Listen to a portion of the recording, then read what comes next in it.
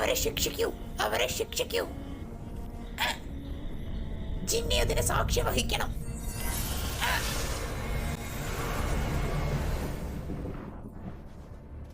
ആ വൃദ്ധൻ പറഞ്ഞതുപോലെ നീ യാഗ്രബായിൽ നിന്നും പോകണമായിരുന്നു.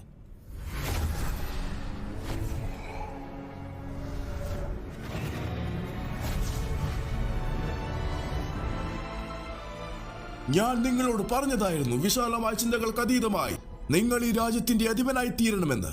വിളക്കിപ്പോൾ എന്റെ സ്വന്തമാണ്, അധികാരം ഇപ്പോൾ എന്റെ കയ്യിലാണ്. നീ തീർന്ന എന്താണോ അത് നിനക്ക് ആ വിളക്കിൽ കാണാൻ കഴിയില്ല ജാഫർ. ഞാൻ ശ്രമിച്ചു പരാജയപ്പെട്ടതാണ്, നീയും പരാജയപ്പെടും. നീ അങ്ങനെയാണോ കരുതുന്നത്? എന്നാൽ ഞാനാണ് അധിപൻ. ദുനിയാവിലെ സർവശക്തനായ മന്ത്രവാദിയാണ് ഞാൻ.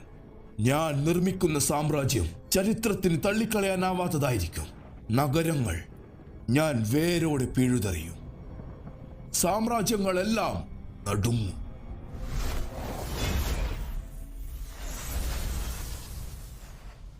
നിന്നെയും എനിക്കില്ലാതാക്കാൻ കഴിയും. പക്ഷെ ആരാണ് നിന്നെ സുൽത്താനാക്കിയത്? ആരാണ് നിന്നെ ഒരു മാന്ത്രികനാക്കിയത്? എല്ലായ്പ്പോഴും എന്തെങ്കിലും ഒന്നും ഉണ്ടാവും. ഒരു വ്യക്തിയോ മറ്റെന്തെങ്കിലുമോ. നിന്നേക്കാളും ശക്തമായോ നിനക്ക് ശക്തി എന്ന ജീനിയാണ്. അവനത് തിരിച്ചെടുക്കാനും പറ്റും. അവൻ നമ്മുടെ അടിമയാണ്. പക്ഷെ നിനക്കൊരിക്കലും ജീനേക്കാൾ ശക്തനാകാൻ കഴിയില്ല.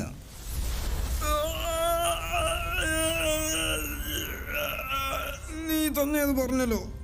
ഒന്നുകിൽ നിങ്ങൾ ദുനിയാവിലെ ഏറ്റവും ശക്തനായ വ്യക്തിയായിരിക്കണം, അല്ലെങ്കിൽ പിന്നെ ഒന്നുമായിരിക്കില്ല. നീ എപ്പോഴും രണ്ടാമനാണ്.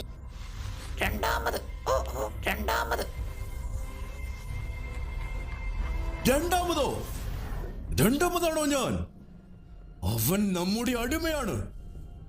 രണ്ടാമത് വിധി. ഇനി ഇത് പറയാൻ ഈ മണ്ണിൽ ഒരുത്തനും ഉണ്ടാവില്ല. വിളക്കില്ല ജിന്നെ, നമ്മുടെ അവസാന ആഗ്രഹമായി നമ്മെ ദുനിയാവിലെ സർവശക്തനായ ഒരുവനാക്കി മാറ്റ്. നിന്നിലും വലിയവനാക്ക്.